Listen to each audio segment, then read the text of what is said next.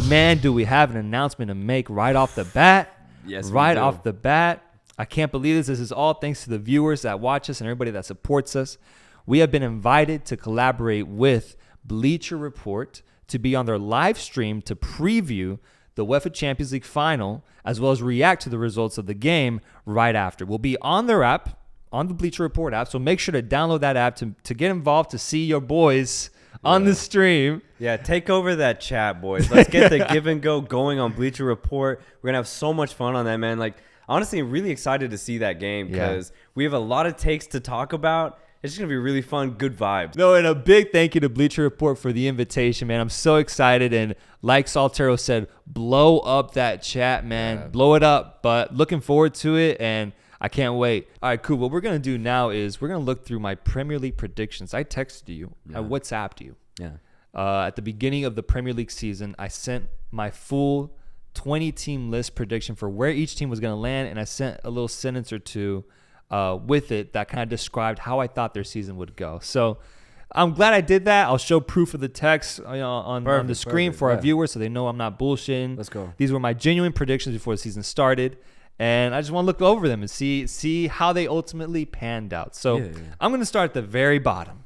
At the very end of the Premier League. In 20th place, I had Watford being relegated. Damn. And the sentence I attached to them was abysmal squad, and Troy Deeney wanted to go back to the championship.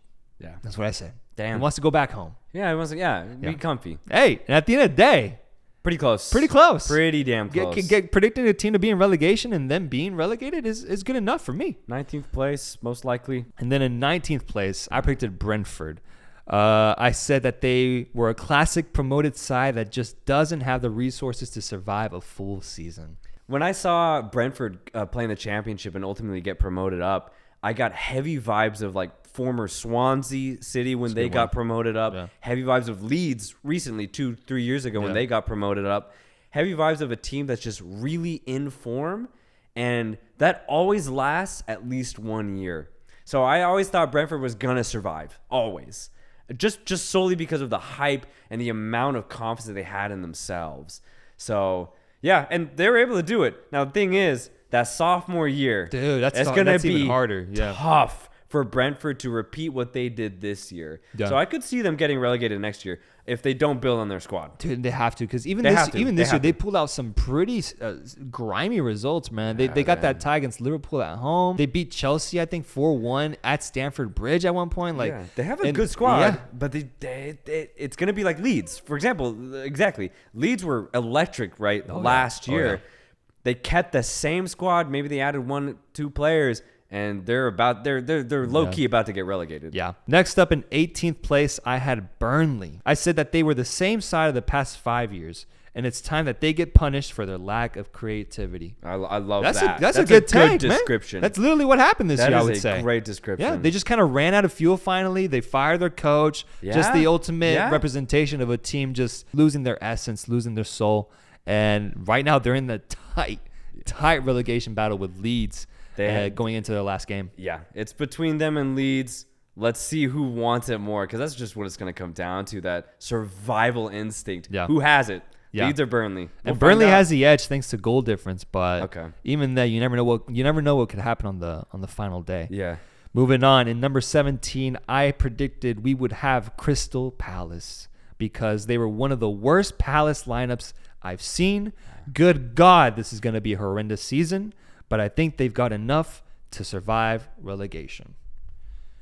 Crystal Palace is now currently in 13th place, and although they've had a better season than I imagined, it's still within the same realm, I would say. That squad is pretty bad when you look at it, and I think we actually might have to give a little bit of credit to the former New York City FC coach, Patrick Vieira, for what he's done. They're going to need some renovation this upcoming summer to really push themselves forward, because I might have the same prediction for them next season if they don't improve that squad. And that's the thing. Gallagher's been on loan, so it's going to be a huge miss for him.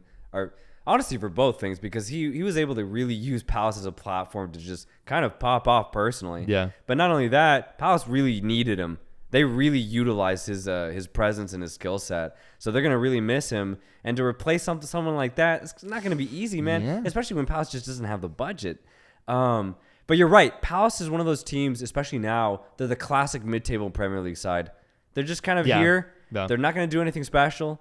But yeah, it's a great take. They've just been the same side, and they're not really making good moves off-season wise in the past couple of years. So let's see what they do now. Yeah, and I just a little bit to the side, I wonder what Gallagher's role would be in this Chelsea squad. Probably, do you see him starting, or do you see him? I don't. Yeah. Unfortunately, it's one of those things where it's just like the Chelsea squad is just too stacked. Yeah, it's too stacked. Gallagher's a great player. And he needs to go to a team like Crystal Palace to just build his career. In number 16, I predicted we would have Brighton. I said that Dunk and Duffy will provide enough resistance in the back. It's just a matter of scoring goals. Brighton is now in 10th place, led by Graham Potter. The coach has been getting a lot of applause this season for really what was a good start to the season. Dude, do you remember how well they started, bro? They started incredibly well. I think they were in the top 4 for like a good 10, 11 weeks. Yeah. And then they sort of started to dwindle down finally. Things balance out. Yeah. The universe balanced itself out. I was off by, six spots, but still I did predict they would be worse than what they are now. I think at the end of the day, if you're a Brighton fan, you're pleased with this season. Oh yeah, a lot of good has come out of this season, a lot of good moments. Cucurella has come onto the scene, man. And I remember we actually exchanged a little bit on WhatsApp about what a character he would be in the Premier League going into the season, and look at what he's become, man. He's a fan favorite for Brighton, and he's even being rumored to join Man City for 30 million now. Pep wants him. I saw that, and you know it's crazy because how many good Spaniards are there in La Liga right now that play for mid-table teams that just by the nature of how they play would play so well in the Premier League? Dude, you're right. We don't really see that many Spanish fullbacks play in the Premier League. No, but that's the thing. I feel like there's unlocked potential, whether it's in the midfield or in the defense or even offensively. Now, the thing is, it's a risk, obviously. Right, obviously, yeah. When Brighton got Cucurella, they probably had no idea if he was going to be a true success or not, honestly. But he obviously has shown signs of La Liga that he has a very good handles and he's a very good passer. And he came to the Premier League and just popped off. Oh, dude, yeah. Yeah, he gives me a lot of Andy Robertson vibes and also like his energy. Oh, and yeah, that's great just energy. Contagious in that back line, But that's the thing, though, is that he played for Eibar and then Getafe. Obviously, he was with Barcelona's academy, but I think he played like one time. Yeah. That doesn't count. So he played with these. Obviously, Getafe had one good season, and I think Cucurella was a part of that. But still, these really, truly mid-table teams in La Liga, and Cucurella is now, again, being poised to maybe join Manchester City. Insane, I feel like there's so many players in other theme leagues of the pod, that could really do that. Change. Yes. Change it. Make a decision to just make a good decision. decision. Cucurella, my goodness, man. Yes, bro. They paid, their decisions paid off. Oh my God. In 15th place, I had Norwich. I said they would have a much better showing this time around versus 2019 when they were last year, and that 15th place would be considered a win for the Norfolk. And I was pretty fucking wrong on this one, man. Dude. Pretty fucking wrong. I gave them too much credit by putting them in 15th place, man. Yeah. Too much. They had a great performance in the championship just the year before. I thought they were gonna be the team to just stay in. Here's what's crazy about Norwich, man, and it's really got me thinking because when you look at their track record over the past 4 years, they get promoted, they get relegated, they get promoted, now they're getting relegated. But when they get promoted, it's in dominant fashion. It's not like they need the playoff and they need a dramatic setting to get through. Yeah. They dominate over the course of, 42, 46 games in the championship? Yeah. Whatever the hell how long their season is, they dominate and they do it pretty comfortably. They get to the Premier League and it's the exact opposite. They cannot win. They cannot get a draw. They just lose and lose and lose.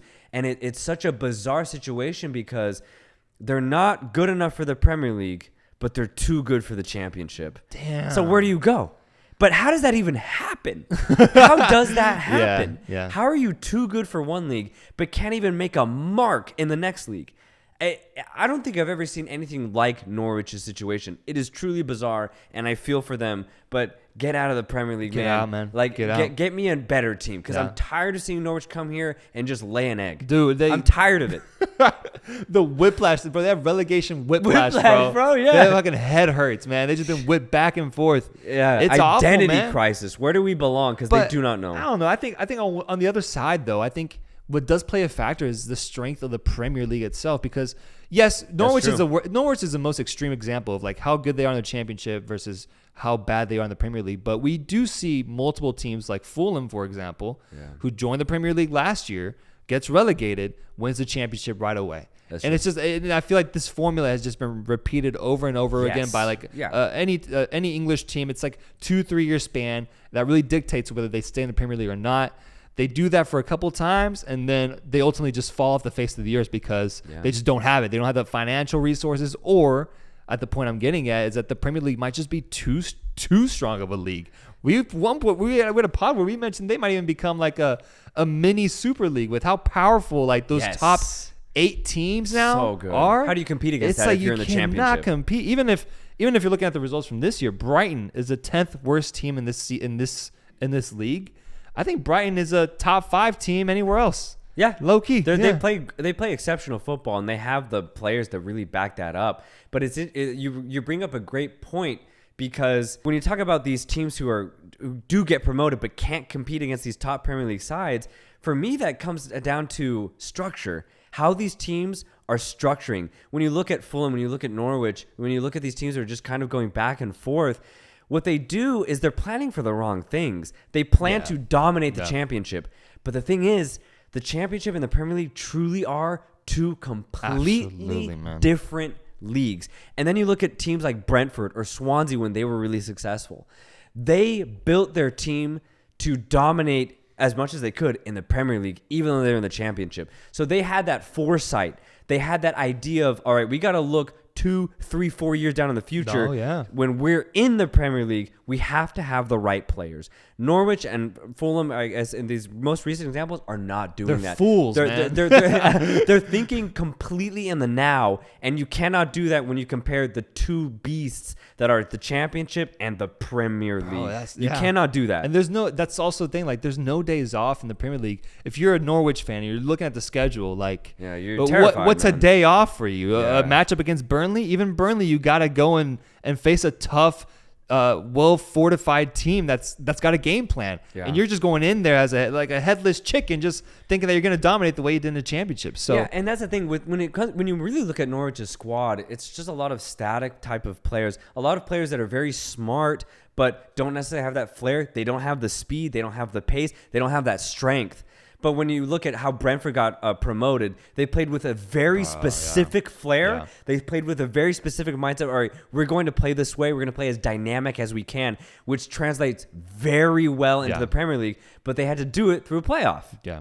So I just think it comes down to that foresight of, you got to look into the future. You cannot just look at what's immediately ahead of you. And that's where Norwich comes short. At number 14, I had Newcastle. I said, yeah, sure. Why not? Not good enough to be great, not bad enough to be shite. Yeah. And Newcastle is currently in 12th. I would consider that a win. That's a win. That's pretty much spot on. That's a win, bro. That's spot on for me. After the season they went through, I thought that I would be very wrong on this, especially with how they were in the relegation zone for like 20 weeks straight. Yeah, dude, yeah. Turns out that they've managed to work their way all the way up to 9th place, and now they are in 12th. What a season Newcastle's been through, and it's tough to actually predict what could have happened this year with the ownership moves and the money they spent in December and the winter. Like, that can't be predicted, but even then, like, this squad finished in the higher tier of mid-table teams, and looking forward, they're going to be potentially well set up to be in that top 10 at the very least for the next season. Yeah, I see Newcastle hopefully just building over the next, I'm going to say 3 to 5 years. If they can do it right, I could see Newcastle maybe kind of playing a West Ham type role where they're just on the outskirts of Champions League spots, maybe get a good Europa League spot. But obviously they have to play it right. It's not going to happen overnight. I don't think so, especially with the squad that they have now. It's good. It's set up to bring in a couple of key players to where they could get that good success. In 13th, I predicted Southampton would be here. I'm impressed with them at their peak. I'm depressed with them at their worst. And where do we have them now? 15th. Okay. Pretty solid prediction. Yeah. Southampton, man, like a Crystal Palace, classic 13 to 17 team range. Like, this is just the classic that's just squad who they this are. year. Really bad games, a few solid ones, a lot of ties, just not much to be impressed with. And Southampton specifically, man, they need some sort of some sort of renovation, man. It's been the same shit for years now. And I think it's complacent because I think that because they're able to stay in the Premier League and they've just managed to have that consistency, the ownership, whoever's involved with that team, is good with that. Yeah. That's the thing, though. Is if you take a risk and it doesn't work, you get relegated, man. So it's like it's so harsh.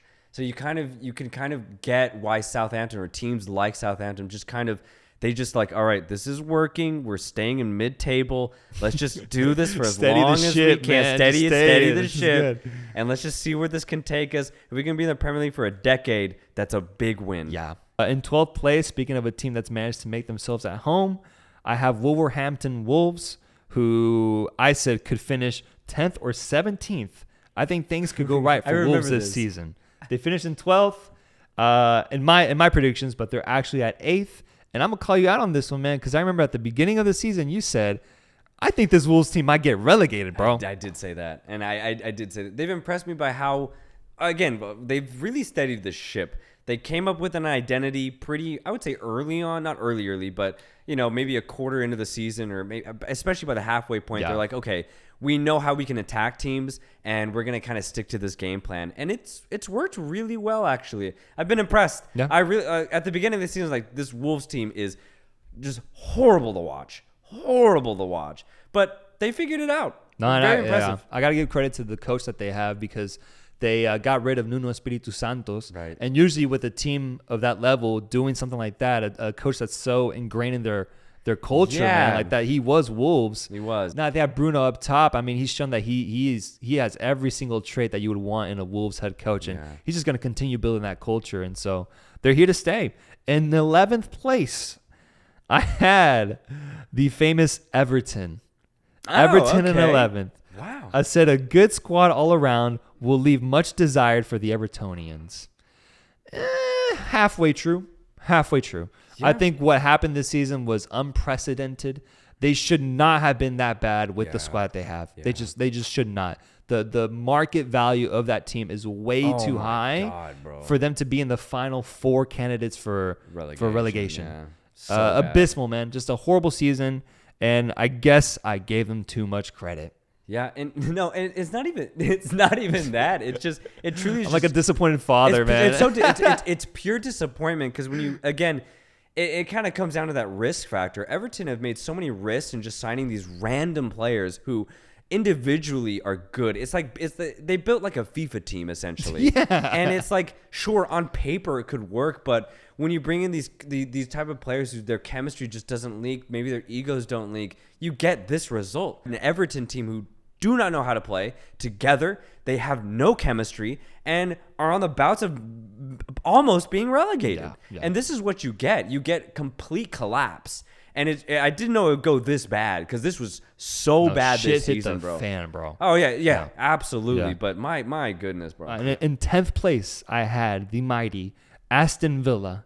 What they lost in creativity, they'll gain in security. They'll be an annoying team to play against this season. Aston Villa is in 14th place. I was off by 4 spots. All right. And more so true. I don't know. I just thought they would do more with the Jack Grealish money they got in the summer. And same. They just didn't. They didn't. I mean, they still did. They made good purchases. They got Gerrard from Rangers, implemented him into the coaching position at the team, and then they got Coutinho as well. They got Coutinho. But that kind of happened mid-season, so maybe they just needed another season. But they did make some good purchases. For example, getting like Emi Buendia, who was dominated with Norwich in the previous season. But that's the thing, though, was getting a championship player the right move for a mid-table team like Aston Villa?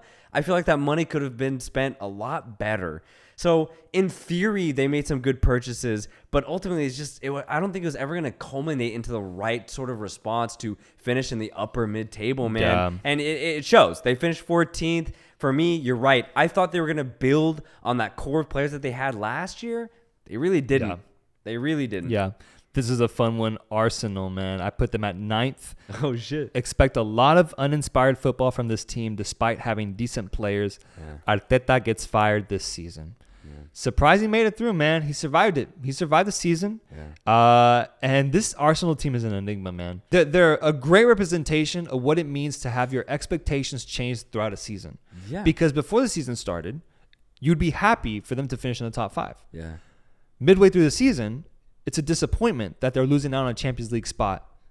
And that's just the most pure representation of what it's like to be a fan of a squad, to see them play week in, week out, and see how they can progress and improve, and then fall back on what they once were. And it's built such a good dialogue for not just Arsenal fans, but the football community, in the sense of, should we be impressed with what Arsenal has done this season? Right. And pinning it on Arteta, should we be impressed with the job he's done? Yeah. Or should he be on the coaching ropes? The fact that if you have such an expectation going into the season, things during the season just are not going your way, but then all of a sudden things can change. Things truly can change. I mean, this Arsenal team, bar that game against Newcastle, was very close to qualifying the Champions League. Technically still can make it. It'll be a little bit tougher now, but they've been able to really turn around their season. And our last take on Arsenal and our last taping was a word of true impressiveness. Like, I've been impressed with Arteta just in general, what he's been able to do and turn around this team with the squad that he has. And I could see Arsenal just improving on this, truly improving on this. My expectation for them next year is to get 4th or 3rd place. Yeah, I think so. And solely because of the chemistry that they built over the course of the season, the fact that each player knows that, look, if we just focus, we can be top 4. Yeah. We can be top 4. But they also know that they can frustrate each other because there are so many games where they just drop the ball and don't get the result that they should. In the top 6, I think they have the most losses. They lost 13 games, only tied 3. Right. So they need to fix that. Even in the sense of, like, let's not lose this game. Let's at least fight for a point. Yeah. That stuff adds up. It adds up, but there's hope. I think there's true hope. And they'll be playing Europa League football next season. Oh, so those are going to be more games to worry about, and maybe that'll help with their momentum and just overall chemistry. Absolutely. In 8th place is probably my biggest blunder, bro. I had Leeds United finishing in 8th. This is my worst one. I was on that bandwagon of they had a great first season. I was too. My prediction was Bielsa has arrived. No. Active transfer window. Last season was a trial. This season, it's go time. Good Lord, man, looks bad. This one, if you're a Leeds United fan, this one hurts. Yeah. Hearing that hurts because I feel like anyone who believed in this Leeds squad probably at least envisioned themselves finishing around 10th. Yeah. No, yeah, you had to, man. With how they took the Premier League by storm in their first year. And we already talked about Leeds with, like, sophomore year coming up and just how much that impacts you as a squad. Didn't have it in them, man. And they are on the ropes literally right now. You talk to any Leeds fan, he is stressed the fuck out at this moment, anxious as hell because they've got a big game coming up this weekend that'll ultimately decide whether they make the relegation or if they stay in the Prem. So, I was wrong on that. 7th place, West Ham. Don't like their offseason. Think they do slightly worse compared to the successful season they had last year. West Ham right now is in 7th place. This is my masterpiece. This is your best one. This is my Michelangelo. This is my Sistine Chapel. My beautiful prediction. My beautiful child has come to fruition. I'm so proud of this one. I mean, what else I gotta say? I already said I said what happened. Well, you predicted what happened, and it came to be. What else we gotta add, man? There's nothing to That's add. it. 6th place, Tottenham. Nice summer. Think they got better, but Kane's imminent departure. I didn't even know I knew that word. Will stunt this team from achieving top 4, man. Yeah. Okay. All right. I think it's possible that they don't finish. It's possible, but I take this as an L because when it comes to the top 6 teams, it's almost assured that they're gonna be in the top 6. That's okay. So for me you want to get it right on. Yeah, or at least within 1. I got it within 2. Started off with the Nuno Espiritu Santo, ended with Conte, and I think that the team they form now is looking really, really good going into this upcoming season. And if they get Champions League football, brother, I'm so excited at the prospect of Tottenham having Champions League football, providing Conte with that financial backing that we know he can do so much with this summer. Serial winner. Yeah. I think that we are on the verge of seeing no longer a top 3 heavy Premier League, but a top 4 going into next season if Tottenham can close it out against Norwich. I like this Tottenham squad a lot, man. It's so cliche, though, because no matter what Tottenham do, no matter what they accomplish, I cannot have faith in them in a upcoming season. I cannot definitively say Tottenham's going to vie for a top 2, top 3 spot. No matter how good they get, no matter how much they promise, I always see Tottenham between 4th and 6th place.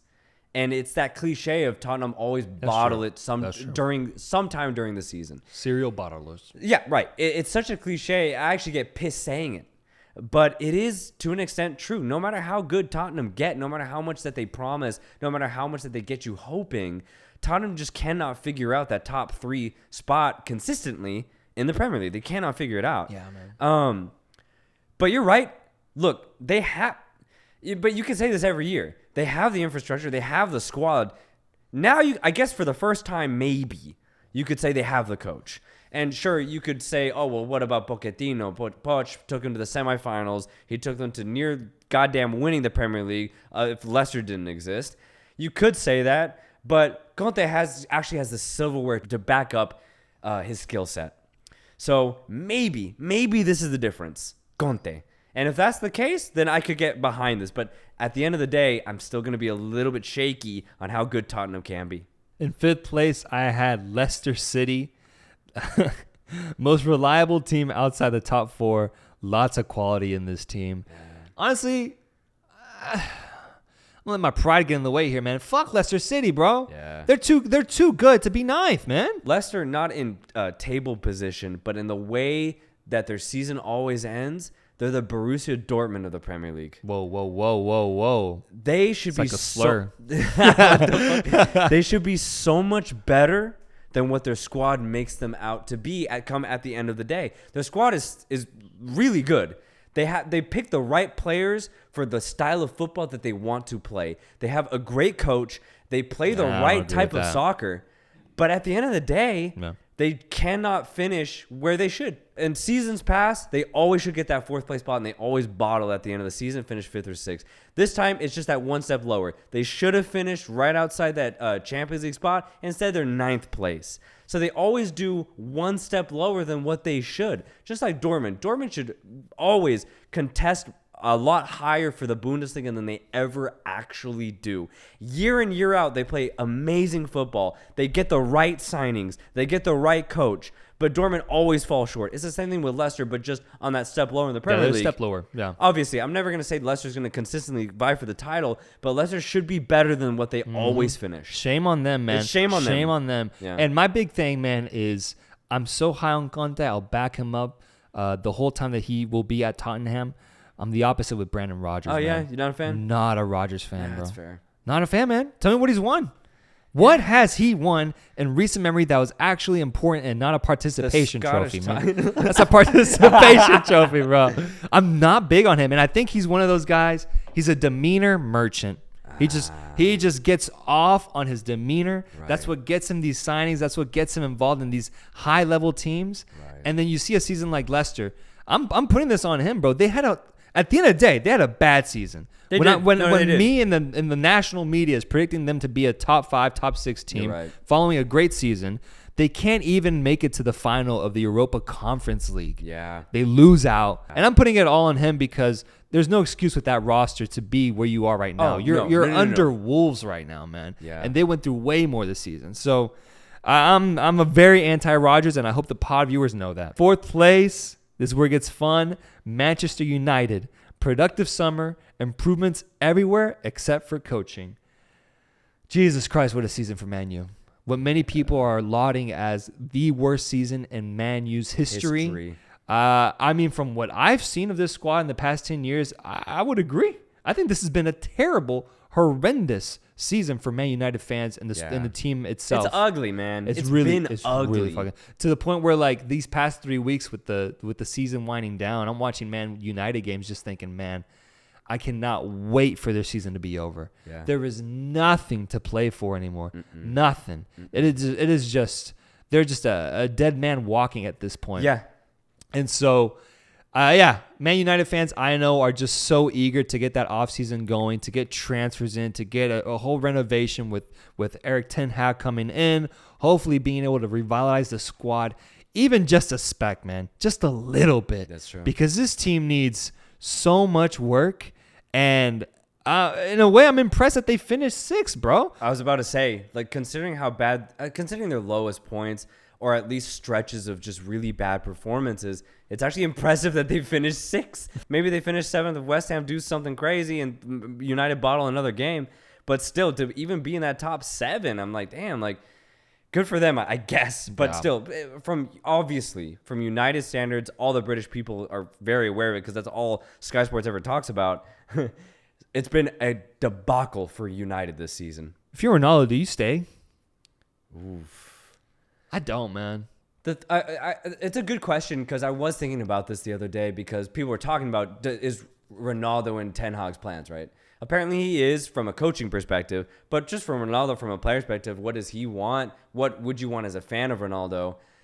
I would say he would have to stay because where else does he go, man? He's not going to go to the Bundesliga. Hell no, bro. No. He's not going to go back to Spain. Spain. Bro. Yeah, that's the thing, Get him in Querétaro, bro. That's what I'm saying is that, like, he has no other place to play in Europe. He doesn't. Yeah. The only other place he could go to would be low-key the MLS. But even that would just be a bad move considering that he could still score goals at the highest level. No, yeah. So it's just one of those things where it's just like he has nowhere else to go. He doesn't. Yeah. So for me, when I really think about it, he has to stay. He has to because obviously he's not going to play because even then, his minutes have kind of been reduced just because, he is getting older. But he could still have an impact even in this upcoming season. Yeah. So why not just stay? Maybe he could say he's been a part of United's rebuild when he retires, right? And ultimately he could say, yeah, I was a part of why United ultimately won years later after he left. Hey, you don't think he could go back home to Portugal? No, because that would just be a bad move too. It'd be a bad move to go back to Sporting or if he went back to Benfica or Porto, it'd just be weird from a Sporting perspective. Yeah. And for him to go to Sporting, it'd be like going to the Bundesliga or just a shittier We wouldn't hear from him, bro. We wouldn't see him in Champions League. We wouldn't even see him in European tournaments. He'd be off the face of the earth, off the map. Absolutely. And it would just be a poor career move. So the best thing he can do is just stay at United. It was Austin FC. Hey. Third place, Chelsea. Dangerously deep, but questionable about their consistency within the league. Yellow. Pretty spot on. Yellow. Ding, ding, ding, ding, ding. That is spot on, bro. They're so stacked. I don't know. I kind of just do this. Sometimes. Yeah. They did exactly that. The biggest thing I've noticed about Chelsea this season is their inconsistency with going on these winning streaks and then just plummeting, having really rough games, losing against lower quality teams. And I think I put it onto the squad more than Tuchel. Sure. It's tough. They've been through a lot this season. The ownership change. The ownership thing. The way that whole situation's looking, man. It's tough. And I'm proud of this because a lot of people, before we get to, I don't want to go too deep into Liverpool, but a lot of people didn't have them in that second or first spot. They had them in third or fourth. A lot of people even put Man United above Liverpool going into this season because they were so, just bad last season. And those same folks had Chelsea in that top 2, potentially even winning the title. It was more predictions for Chelsea winning the title than Liverpool. And I was just thinking, I just don't see it. I just don't see how they can do it with that squad. Maybe a lack of experience factor plays into this as well. And ultimately, I see them being in the top 3 teams, but not in that top 2. Yeah, I was actually one of those people. I had Chelsea vying for the title to the very end. But it became very, very apparent early on in the season. I was like, this Chelsea team just doesn't have what it takes to go for a 38-game season. They just don't. They have so many good players. They have such good talent, especially in these offensive departments. But you're right. They're just too inconsistent. But if you're a Chelsea fan, you're so disappointed because this squad is incredible. Just purely from a talent perspective, they should be doing so much better, and they should be way closer to Liverpool and Manchester City than they are now. Yeah. Way closer. For me, finishing third is a failure for Chelsea considering how good they could be. But where it is tight is in the top 2 spots. And in second place, I predicted we would have Liverpool. Liverpool in second place because at full health, they are the same team that won the Premier League in 2019, minus Wijnaldum, but with additions of Thiago, Konate, Jota, and etc. Right. Ultimately, I said that injuries define this team with how important each role is with this Liverpool squad. Losing a critical guy in a critical position is going to hurt him. We saw what happened the season prior. You throw in the addition of Luis Diaz as well, and this team has done exactly what I thought, but even more so, I think. Yeah. The fact that they could end the season in first place. This is not set in stone. Liverpool is now in a position where they could potentially win 4 trophies. They've got 2 already secured in the bag. They might get that third one if they defeat Real Madrid in Paris. What was your description for City? So you had them finishing first, apparently, but why? In first place, I had Manchester City, and I said squad depth plus proven ability to race away with the title at any given time. That's very telling of the City team for the last 6 years. Every season, man, they just know how to win the Premier League. There's a 16-week span where they just win. Not even a draw, they just win. And they did it again this season. Yeah. They did it again, and I think this time it took so little from Liverpool to give away that edge. I think they lost to West Ham, and that was all that did it. From that point on, we were chasing Man City the whole way through up until the final day of the season where Man City faces off against Aston Villa, Liverpool faces off against Wolves, and Liverpool fans are hoping that a miracle could be in play for them. And the thing is, this actually isn't a bizarre miracle that could occur on this last match day, bro. If City tie or lose and Liverpool win, Liverpool will become Premier League winners of the 2021-2022 season. So it's very viable. And here's what's crazy is that when you think about when City finally won their first trophy, they did it on the last match day against their fierce rivals, Manchester United, in stunning, spectacular, dramatic fashion. What's crazy, Liverpool at home, Manchester City at home, there is a crazy opportunity for something beautiful and honestly magical to happen for Liverpool to somehow steal this from Manchester City. They're gonna Manchester City, bro. There's actually a decent chance because this is not gonna come down to some crazy goal difference if all Liverpool win and Manchester City does not. Dude, and the narratives at play with Steven Gerrard being the head coach of the team facing off against City. Yes. Ex-Liverpool player Philippe Coutinho being on that same squad.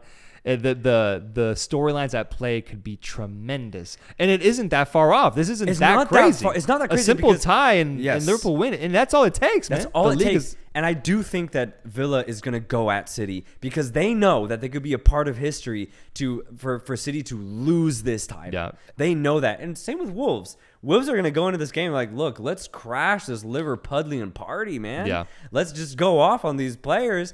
And it's going to be so fascinating to see, man. I cannot wait for Sunday, man. Because this is going to be a spectacular finish. 1 point separating them right now. Who the fuck knows what's going to happen? Dude, and what's funny is Aston Villa played today and they didn't play their starters. In the sense that they're kind of resting and preparing them for this big game on the weekend. What happens if Manchester City wins? Then I think it's just a culmination of what they've been doing under this regime of Pep Guardiola, man. This team is built to win the Premier League.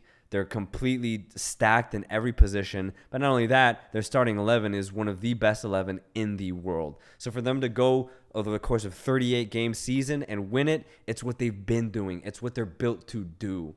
For Liverpool to win it, though, I think it would just be a culmination of what Klopp has been able to do. He's built something that's completely different from Manchester City. He's given Liverpool an identity, something that they've been begging for decades, ever since that insane Liverpool squad in the early 2000s, right? They've been begging for something similar.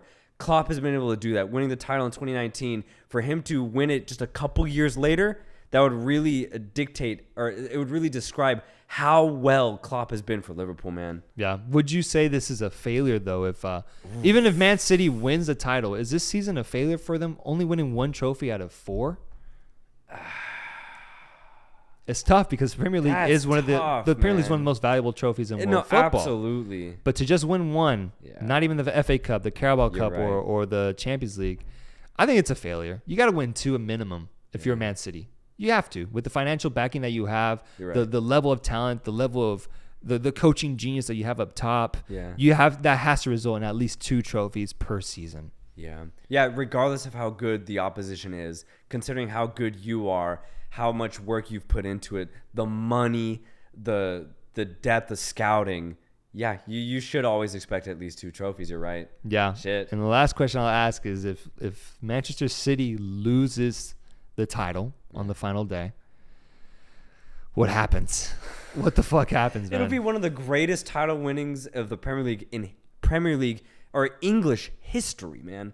This would be, that's why I'm so excited for Sunday, man, because there is a good chance for something crazy to happen. And even if it doesn't happen, it'll still be beautiful to see City actually earn it on the last day. The way no matter what happens, the way the game starts off, it's 0-0. Yes. So they have to score a goal, man. Yeah. They have to. So for there'll be like a good, hopefully it's not like 5-minute span. Yes. Hopefully it's like a 60-minute span where they can't find that goal. Oh my Liverpool God. goes up. And suddenly it's 30 minutes left to win the title. And City are just losing their minds, bro. Oh my God. That's the thing. No matter what happens, there's going to be drama. Even if City end up just holding out, right? It's going to be done in a dramatic fashion. I cannot wait, man. I cannot wait.